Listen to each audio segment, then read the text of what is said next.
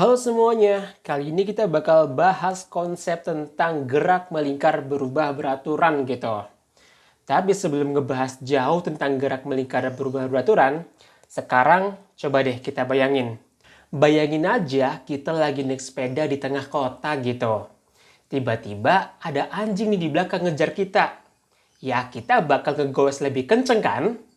Pada saat kita ngegowes lebih kencang secara teratur, maka ban roda kita akan berputar semakin cepat secara teratur. Roda yang berputar semakin kencang secara teratur itu merupakan salah satu contoh dari yang namanya gerak melingkar beraturan. Oke, jadi dari cerita tadi, kira-kira definisi dari gerak melingkar berubah beraturan itu apa ya?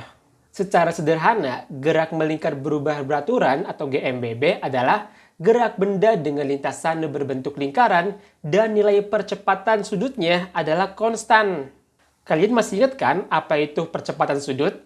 Iya, di video tentang konsep gerak melingkar kita sudah ngebahas sedikit tentang definisi dari percepatan sudut, yaitu percepatan sudut adalah perubahan kecepatan sudut pada satuan waktu. Atau kalau seandainya kita tulis secara matematis dari definisi ini, yaitu alfa sama dengan delta omega dibagi dengan delta t, di mana alfa ini merupakan nilai dari percepatan sudutnya ya, dengan satuan yaitu radian per sekon kuadrat.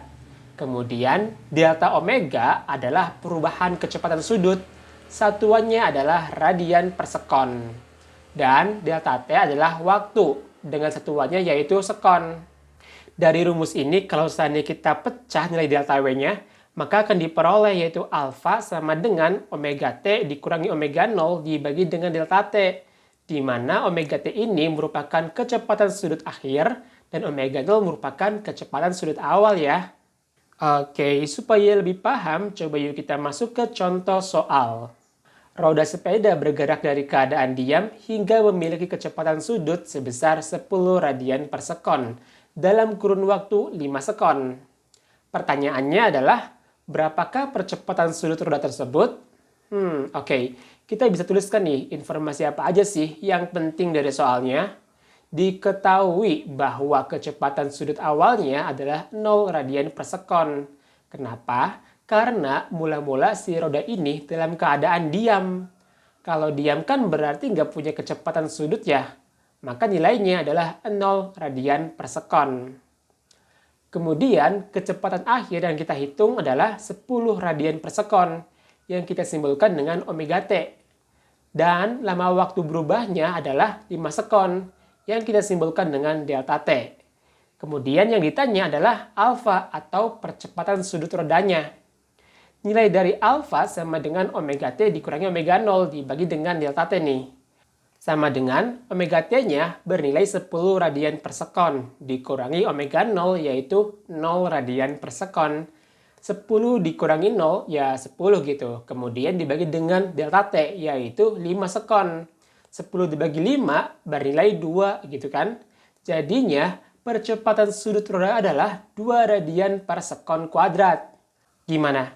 Udah paham lah ya konsep yang namanya percepatan sudut.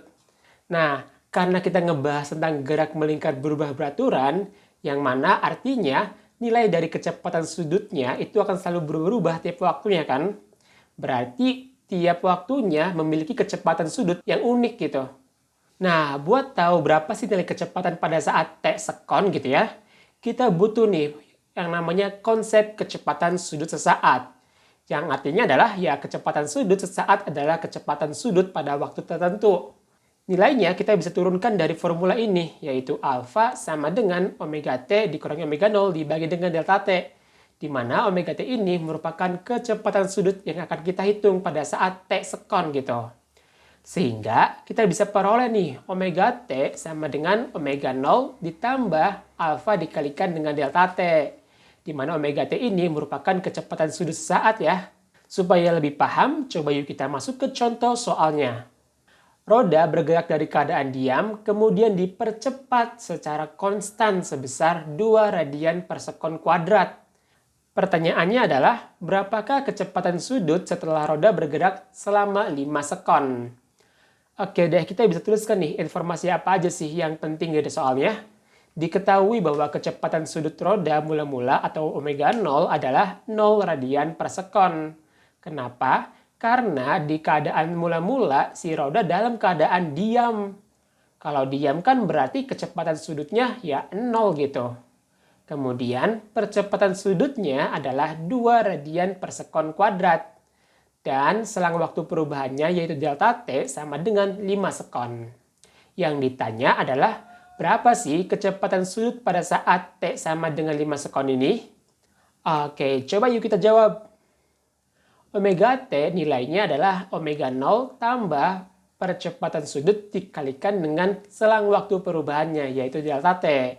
Omega 0-nya bernilai berapa? Yaitu 0 radian per sekon. Berarti 0 ditambah percepatan sudutnya adalah 2 radian per sekon kuadrat dan dikali dengan lama waktu perubahannya yaitu 5 sekon.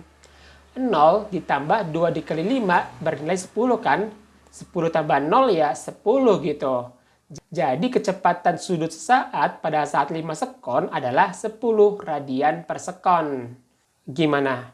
Paham lah ya konsep yang namanya kecepatan sudut sesaat gitu. Oke, kita udah ngebahas tentang percepatan sudut dan juga nilai kecepatan sudut sesaat. Nah, ingat ya, karena bendanya bergerak, pasti dong ada yang namanya perubahan sudutnya gitu. Nilai dari perubahan sudut atau perpindahan sudut ya pada gerak melingkar berubah beraturan, sebenarnya itu kita bisa analogikan dengan yang namanya GLBB atau gerak lurus berubah beraturan. Termasuk ini ya, ini kan analoginya sama ya kayak kecepatan sesaat gitu. Kecepatan akhir sama dengan kecepatan awal ditambah dengan percepatan dikalikan dengan lama waktu perubahannya gitu. Pun sama nih kalau seandainya kita pengen nurunin rumus perpindahan sudutnya, yaitu kita bisa pakai analogi GLBB, yaitu X sama dengan V0 dikalikan dengan delta T tambah setengah A dikalikan dengan delta T kuadrat, di mana X merupakan jarak yang ditempuh, V0 merupakan kecepatan awal, delta T adalah lama waktu perubahannya, dan A merupakan percepatannya. Dari sini kita bisa analogikan nih, berarti untuk nilai perpindahan sudut yang ditempuh, yaitu delta theta sama dengan omega 0, dikalikan dengan lama waktu perubahannya ditambah setengah dikali nilai percepatannya adalah yaitu percepatan sudut nih dikalikan dengan delta T kuadrat.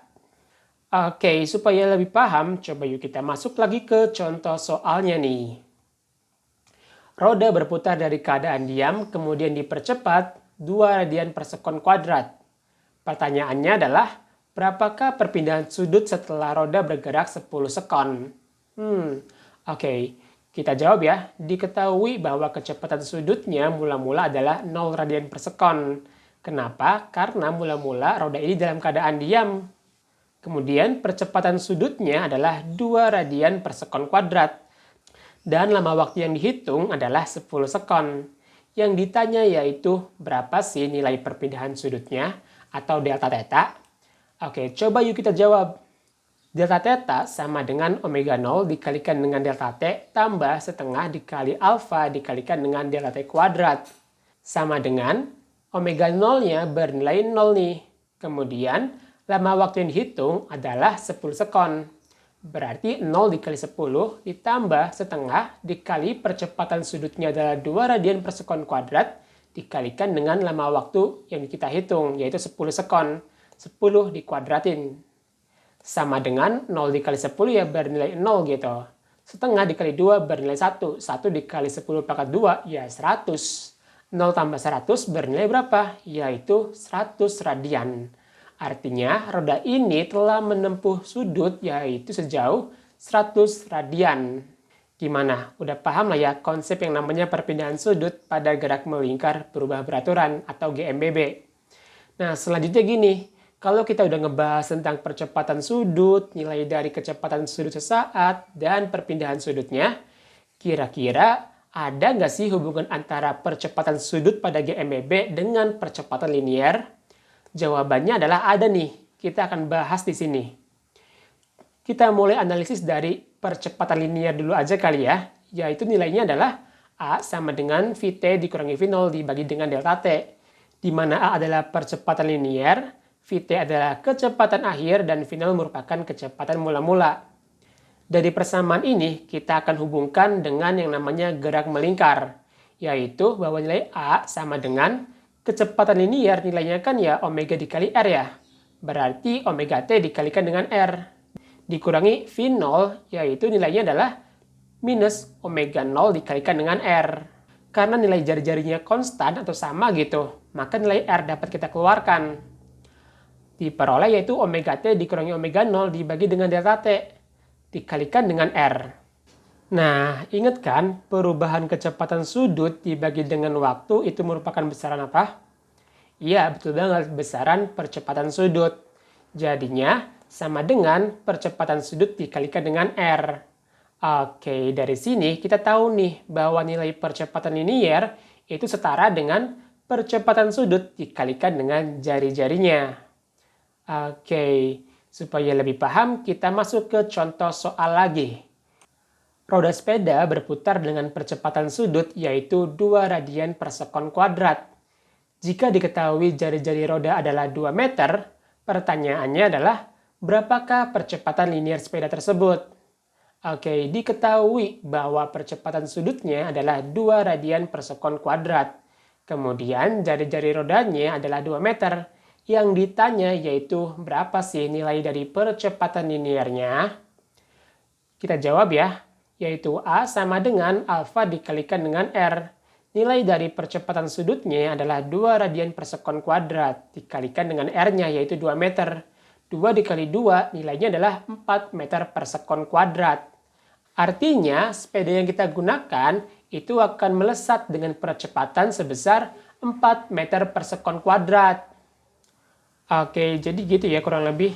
Kita udah ngebahas mulai dari definisi GMBB atau gerak melingkar berubah beraturan, terus juga kita udah ngebahas tentang percepatan sudut, sampai ke yang namanya hubungkan antara percepatan sudut dengan percepatan linier. Oke deh, mungkin cukup sekian dulu pembahasan kali ini. Sampai jumpa di pembahasan selanjutnya. Dadah!